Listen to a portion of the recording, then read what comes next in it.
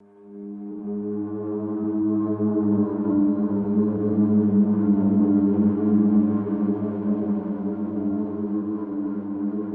por favor, ¿puedes creer en Dios? ¿Crees en Dios o te cortó una mano? Esta muchacha tiene que ser acusada de brujería. ¿Somos tolerantes? ¿Lo vamos a tolerar? ¿O nada más a la brujita bonita, joven e inteligente? Hola a todos, bienvenidos, yo soy Miguel Padilla y como en cada domingo de terror nos acompaña Cas Otamendi. Hola, soy Cas y les queremos dar las gracias a todas las personas que han dejado su propina y también se han hecho miembros del canal.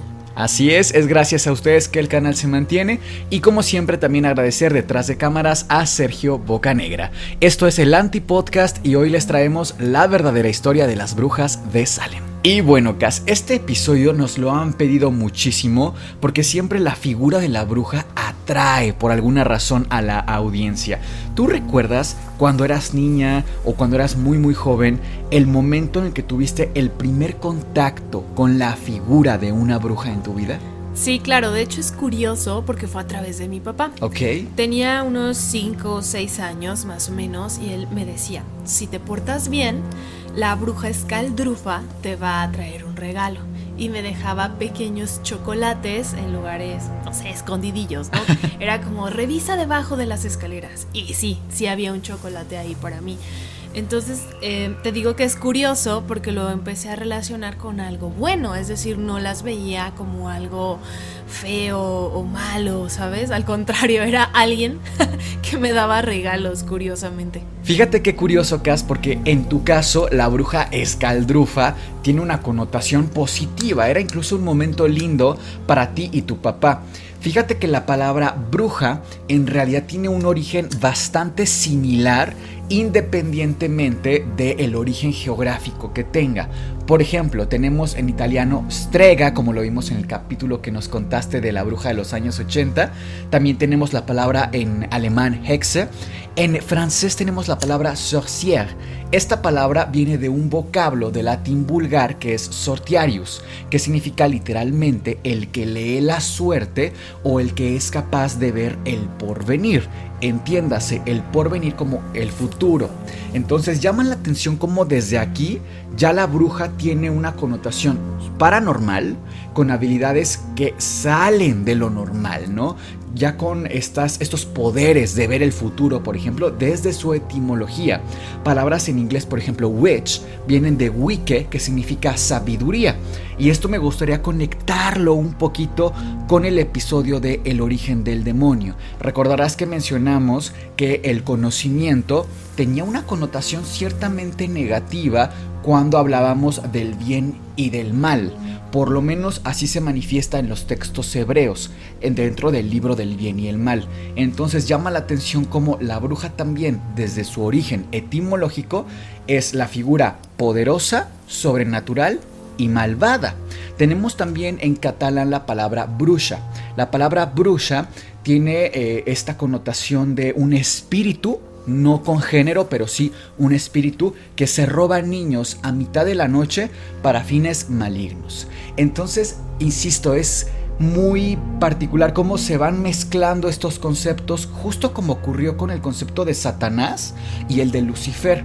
Recordarás que Satanás era adversario y que incluso el propio Jesús se refiere a Pedro de apártate de mí, Satanás, pero como un adjetivo calificativo. Y después se viene a fusionar en la carta de Isaías con Lucifer, ya es la misma entidad, y así entendemos que el demonio y Satanás es lo mismo. Acá igual ocurre lo mismo con witch, la sabia, con sorcière, la que ve el futuro, y al mismo tiempo con bruja, la bruja, el espíritu maligno de la noche. De hecho, Cas, tenemos algunos apartados, versículos de la Biblia donde se menciona ciertamente a la brujería. Me gustaría hacer lectura de un par de ellos. Empezamos.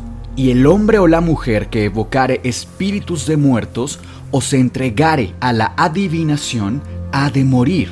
Serán apedreados, su sangre será sobre ellos. Levítico 20:27.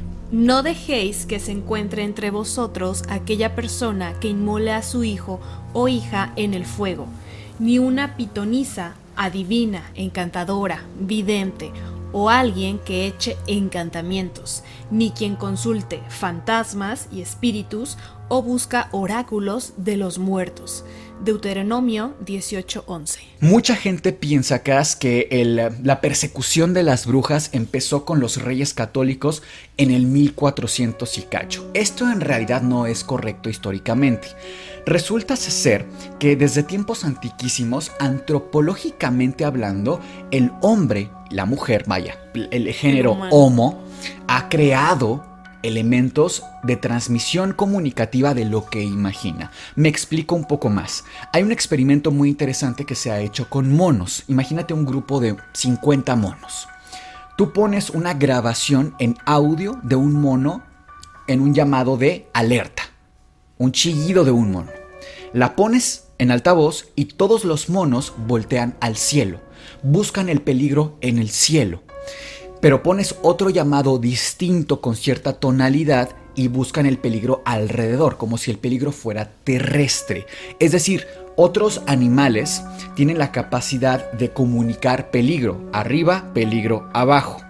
Sin embargo, el único animal que tiene la capacidad de plasmar y de comunicar lo que imagina es el hombre. De ahí tantas figuras mitológicas antiquísimas como Cthulhu, como las propias brujas, han surgido, porque no es nada más lo que ven, es lo que imaginan. Hay una figurilla muy vieja, no recuerdo ahora de qué año está datada, pero vamos, esto ni siquiera es prehelenístico, esto es mucho más atrás, de una figurilla que tiene cuerpo humanoide, pero cabeza de leona. No es que alguien haya visto a esta entidad, por supuesto que no, pero fue capaz de imaginarla, de crear esta figurilla y de ponerla y plasmarla en un material para que finalmente los demás dijeran, mira lo que existe, o por lo menos mira lo que imaginó.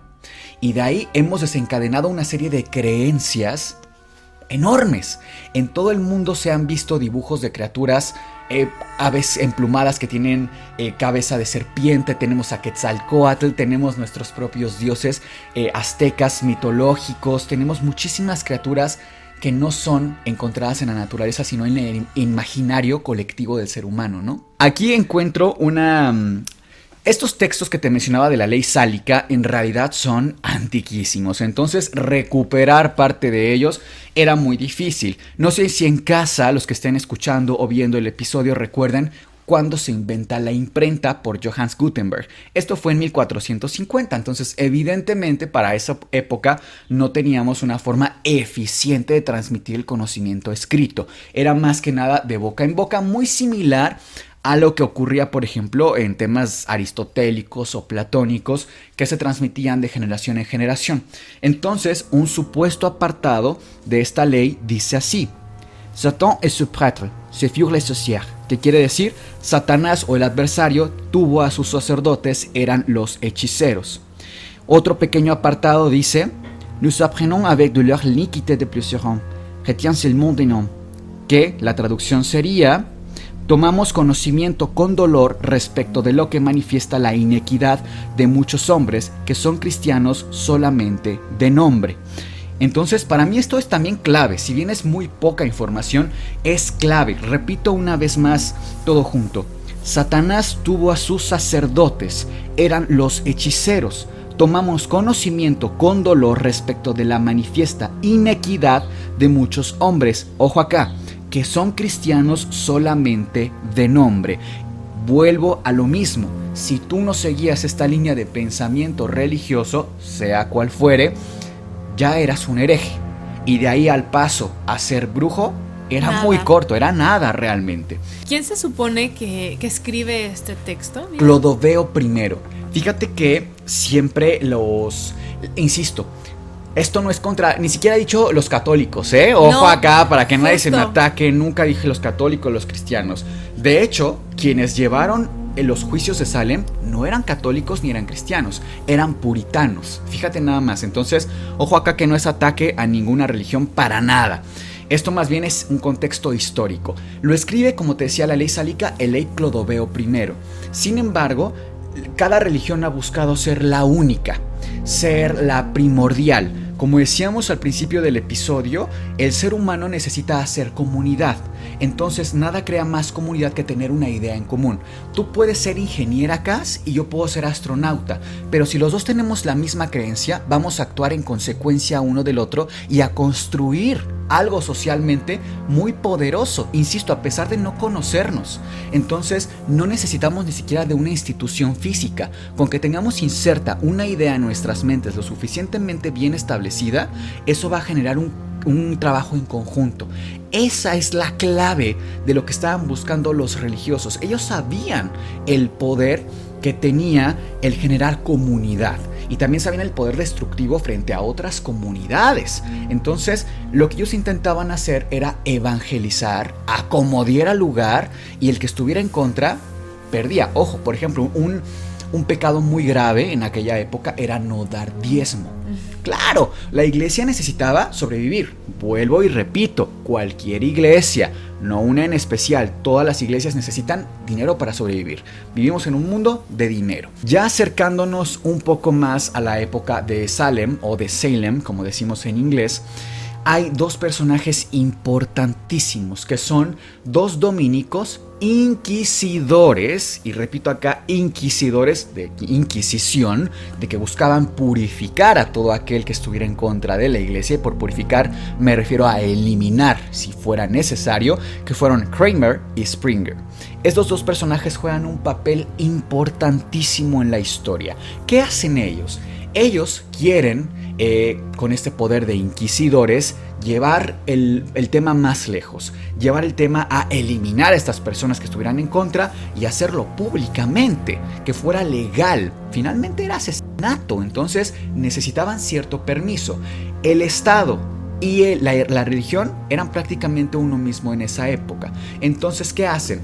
Mandan un comunicado, una carta, vamos a decir, al Papa de la época, que si no me equivoco es el Papa Inocencio VIII, y él lo que hace es escribir una bula.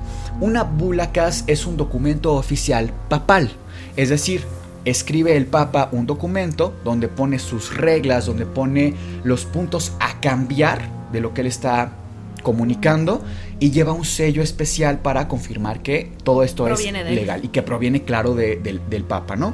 La bula se llamó Summis Desiderantes Affectivus. Repito, Summis Desiderantes Affectivus, que viene del latín vulgar, que significa algo así como los sentimientos elevados más altos, y esto en realidad era una carta política. ¿A qué me refiero? Springer y Kramer mandan la carta al Papa Inocencio en plan: necesitamos que nos des autorización para llevar a cabo la Inquisición, llevar a cabo los juicios.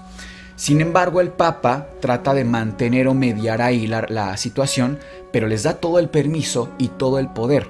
Incluso, y aquí sí no se sabe muy bien si, bueno, ojo acá también un paréntesis bien importante. Hace un momento mencioné el Maleus Maleficarum. La palabra Maleficus o Maleficae viene a representar lo que eran las brujas. Así se les llamaba, Maleficae. El Maleus Maleficarum, era un tratado, una especie de manual en el que te explicaban qué era una bruja, cómo identificar una bruja, por qué está mal ser una bruja y cómo eliminar efectivamente a una bruja. Este tratado, el Maleus Maleficarum, lo escriben Springer y Kramer y lo publican de alguna forma. Ojo, esto ya fue en 1480. Ya la imprenta de Gutenberg ya tenía 30 años de carrera. Entonces, este libro rompe récord, digamos, en estarse imprimiendo y se extiende por todos lados, llegando fuera de países como Alemania o Francia, por ejemplo. De ahí que la Inquisición realmente tuviera un contexto tan poderoso, porque no se estableció nada más en un país, sino que fue de verdad un tema incalculable de muerte. O sea, a la fecha los historiadores no se ponen de acuerdo en cuántas brujas fueron quemadas o ahorcadas, si fueron 2 millones o fueron 6 millones, pero fueron miles de vidas de personas que no estaban de acuerdo o estaban, digamos, fuera de la religión. Y ojo que es muy triste, porque incluso aunque quisieran estar de acuerdo, pues a lo mejor no ni se conocían, les dio permiso. no se les dio permiso, venían de otra cultura, pensaban diferente. Oye, ¿y toda esta información salió este libro, Ujú. salió del ronco pecho de estos dos señores, básicamente? Básicamente, y de textos antiguos que ya veníamos, por ejemplo, la ley sálica, que recuerda que estaba prácticamente 1000 años antes. Entonces ya traían un bagaje. La Biblia, por supuesto, ya existía para esa época, que también castigaba y penaba con muerte. O sea, la Biblia recomendaba, o recomienda, hay que nos aclaren, la muerte de todo aquel que practique la hechicería. Entonces, recordemos que la Biblia hoy, 2022, Es vigente. es vigente. La gente sigue tomándolo como un camino de regla. No quiero meter acá mucho el tema, pero nada más como para equilibrar un poquito. Cuando tú vas incluso a una marcha pro vida, la gente se basa en la Biblia. ¡Qué fuerte! O sea, tenemos el mismo material de conducción social y ético que en la época de hechicería y brujería medieval. Es algo impactante para mí. Ahora, aquí tenemos, Cas, una parte de la bula en español. Directamente la voy a leer, un pedacito solamente, que dice así: cualquier persona desconocedora de su propia salvación y extraviada de la fe católica, que se haya abandonado a sí misma a demonios, incubos, súcubos, y por sus embrujos, encantamientos, conjuros, hechizos, maldiciones y otras artes, enormidades y ofensas horrendas, que haya asesinado a infantes, incluso en el vientre materno, así como la prole del ganado, que haya arruinado los productos de la tierra, las uvas de la viña, la fruta de los árboles, más aún hombres y mujeres, bestias de carga y rebaños. Es decir, traducimos esto como se les culpaba a las brujas directamente de bebés que murieron en el vientre de la madre, de cosechas perdidas. O sea, imagínate nada más que fuerte, ¿no? Se pierde la cosecha de X agricultor en el condado, fue una bruja. ¿Y cuál fue? La que estuviera menos apegada a la iglesia. Y esto no lo digo nada más por decirlo. En los juicios de Salem, que ya llegaremos a este punto, hubo tal número de acusaciones que incluso el propio reverendo fue acusado de brujería. O sea, nadie estaba a salvo. Ya con este contexto prácticamente de 1486 aproximadamente, que se escribió el Malleus Maleficarum, este manual que recordemos que la traducción de Malleus Maleficarum es el martillo de las brujas. Entiéndase, martillo como un arma contra las brujas. Más o menos en 1620 hay diferentes ya religiones, pero que prácticamente todas derivan de algo muy similar, entre ellos los puritanos. Históricamente los puritanos no son, digamos, homogéneos, tienen un pensamiento bastante diverso de una zona a otra, pero lo que los distingue en particular es que piensan que hay que purificar a la humanidad. Puritano nosotros lo vemos incluso con una connotación peyorativa, ¿no? Es muy puritano. Incluso es algo coloquial, ¿no? Algo coloquial, no se sale de su pensamiento, tiene la mente muy cuadrada y de alguna forma esto es cierto.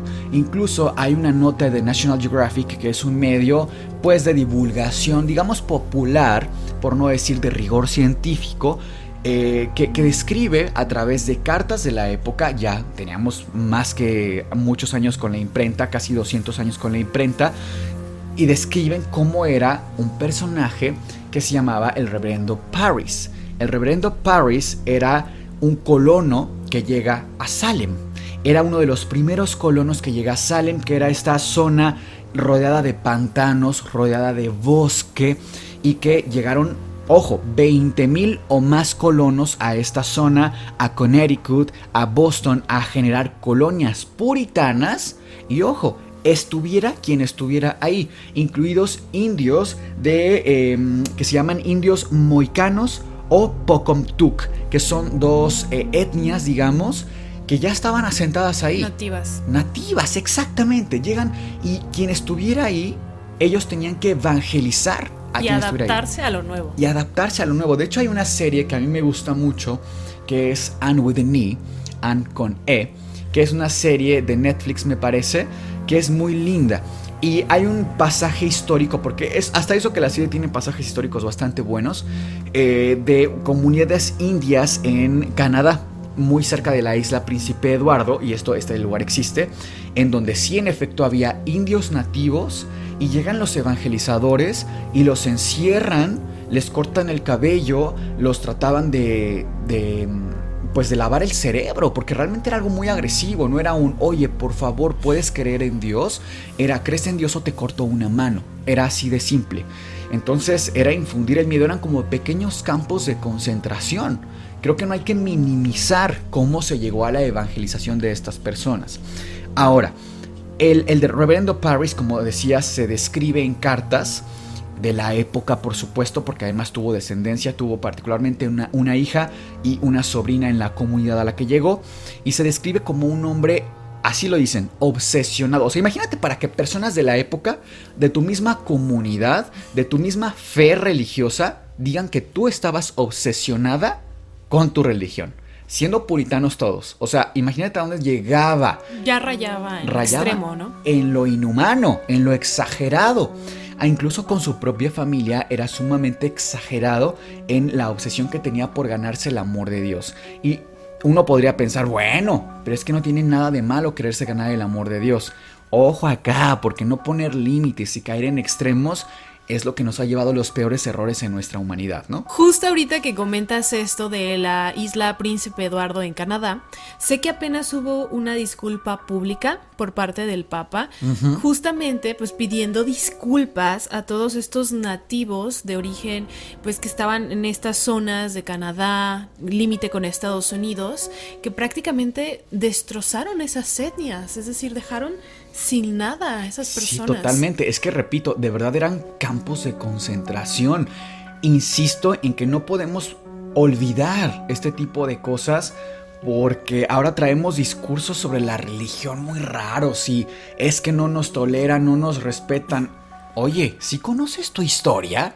¿Sí conoces de dónde venimos? Porque hay que tener mucho cuidado con olvidar la historia. Bien dice por ahí que el que no conoce su historia está propenso a repetirla. Exacto. Es en 1692 en donde en febrero en particular empieza supuestamente la actividad paranormal en Salem.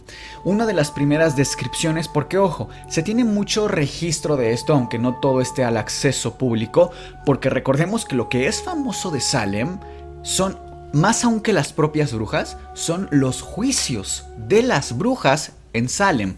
Es decir, cada escándalo que se dio fue registrado legalmente en la época. En 1692 se dice que hay un avistamiento, en medio del bosque de un grupo de mujeres sin ropa, todas ellas haciendo cánticos al calor de la hoguera. Ahora, acá dos cosas. Irse a una hoguera sin ropa, a mí me da un contexto un tanto sexual.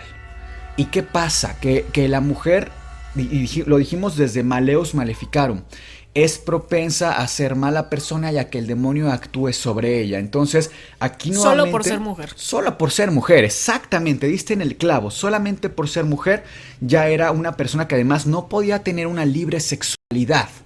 Ojo acá, es que es bien interesante cómo nuevamente viene un rayo ahí de misoginia que se viene envolviendo siempre en algo paranormal, algo demoníaco. Y bueno, acá hay que aclarar que hoy día, si hubiera una religión que les pida a las mujeres adeptas estar sin ropa al calor del fuego, pues en realidad estarían en toda su libertad. No tendría nada de malo, sería hasta algo inofensivo. Cas, ¿tú sabes de dónde viene esta idea de que las brujas podían volar en escobas? ¿Has escuchado esto? Seguramente que sí. Sí, lo he escuchado. De hecho, hasta la actualidad, incluso aquí en Querétaro, se habla mucho de ello.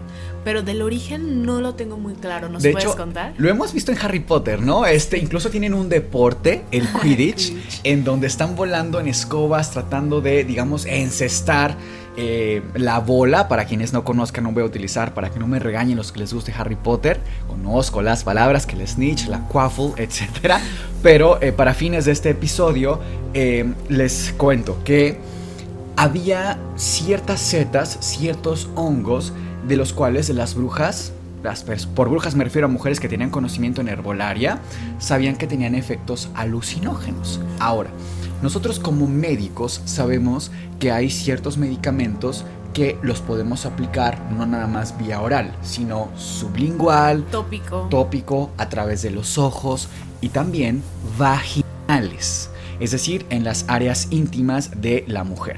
Resulta que ellas sabían que al frotar estos hongos de forma directa en sus genitales podían causar alucinaciones. Sin embargo, estas alucinaciones eran más controlables si lo hacían a través de una especie de dispositivo.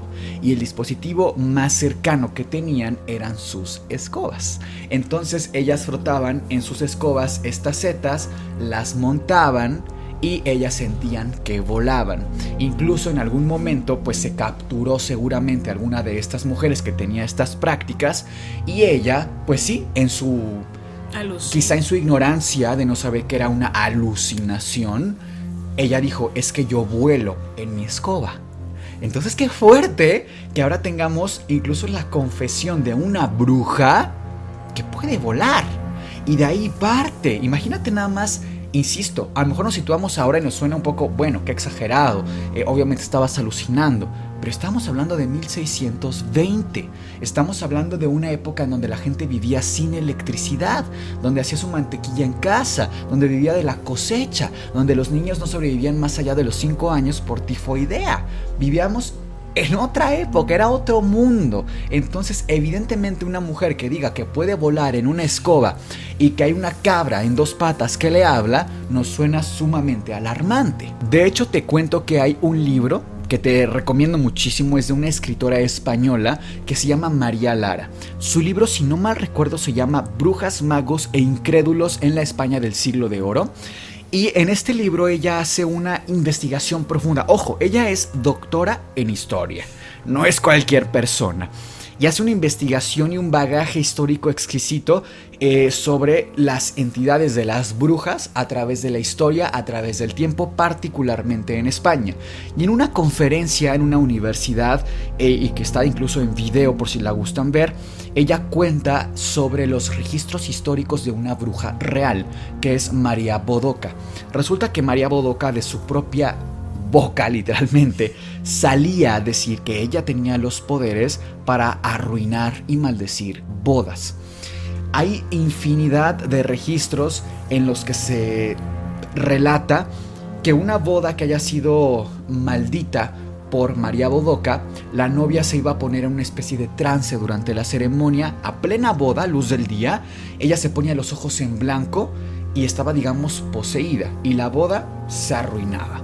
Entonces, vamos, no podemos ahora corroborar los poderes de María Bodoca, pero definitivamente sí hay personas que hoy incluso piensan que tienen poderes. Y para quienes digan, Miguel, eso está en contra de Dios, probablemente sí, probablemente no. Nada más les recuerdo que incluso tenemos sacerdotes que tienen la capacidad de clarividencia. Tenemos sacerdotes que tienen la capacidad de curación. Sí, a través del poder de Dios. Pero finalmente tienen poderes. Qué extraordinario es que una persona hoy nos diga que tiene la posibilidad de ver a través de los ojos de otra persona, de curar imponiendo las manos o incluso de volver del mundo de los muertos. O sea, realmente, si nos ponemos en contexto, ahora lo que hacía por ejemplo Jesús en su época, transformar el agua en vino.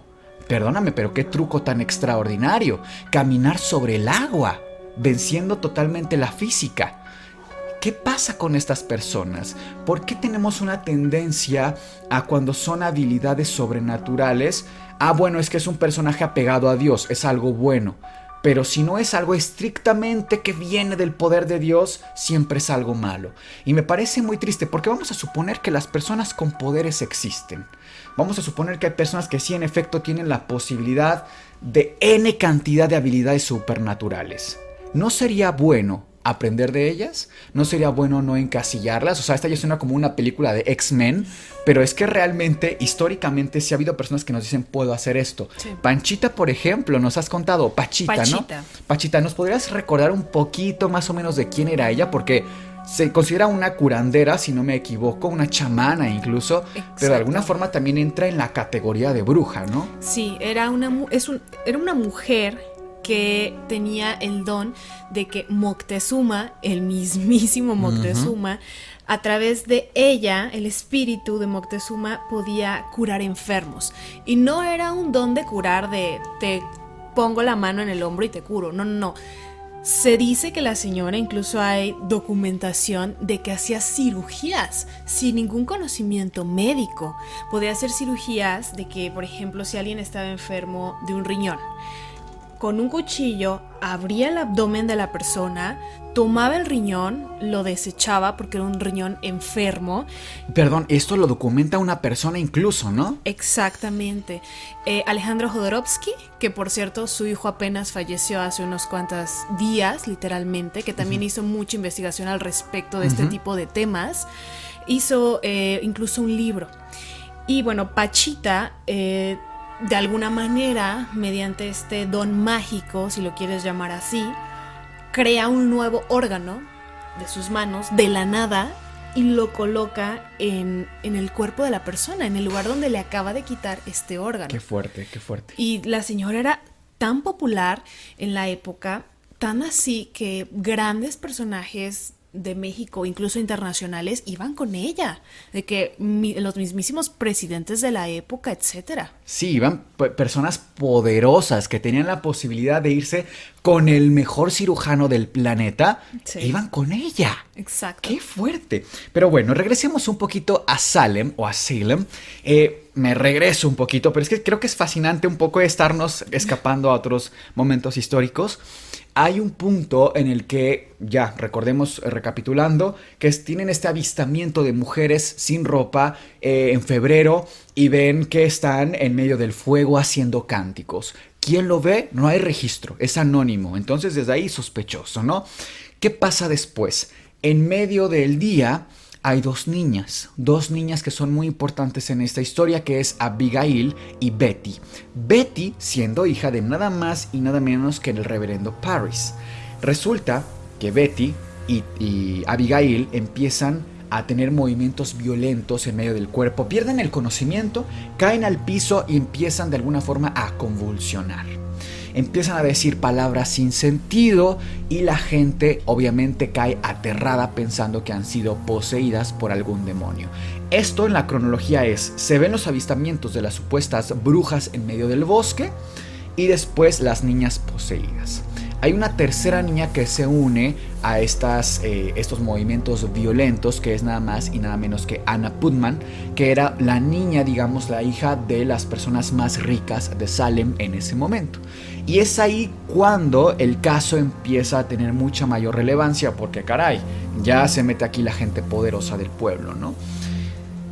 Se empiezan a hacer investigaciones, se manda a llamar al médico, que incluso el médico deja una nota dentro de los registros, y el médico se llamaba William Griggs.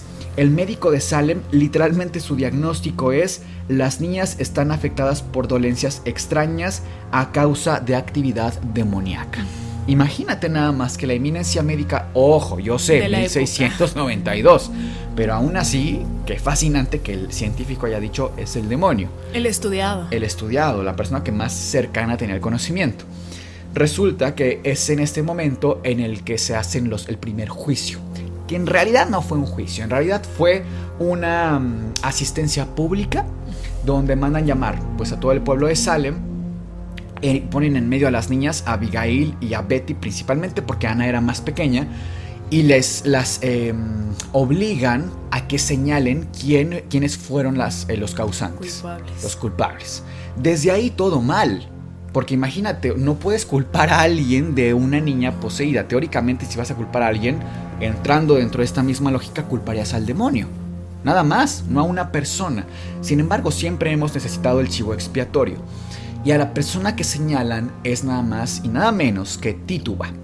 Tituba es la persona encargada de la limpieza en la casa de los Parris.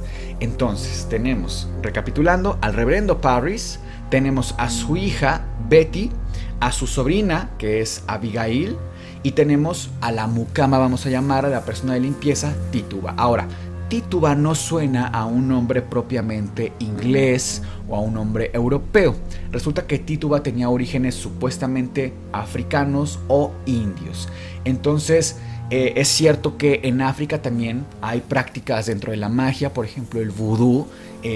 Se sabe de estas prácticas que son culturales incluso dentro del país, dentro del continente, y culpan a Tituba. Ella ya sabía, digamos, de alguna forma los castigos a los que podría estar expuesta. De hecho, el Maleus Maleficarum, imagínate, desde hace cuántos años atrás, da como opción de castigo el sacrificar o castigar a la persona físicamente con mucha agresividad hasta que ella confiese que practica la brujería.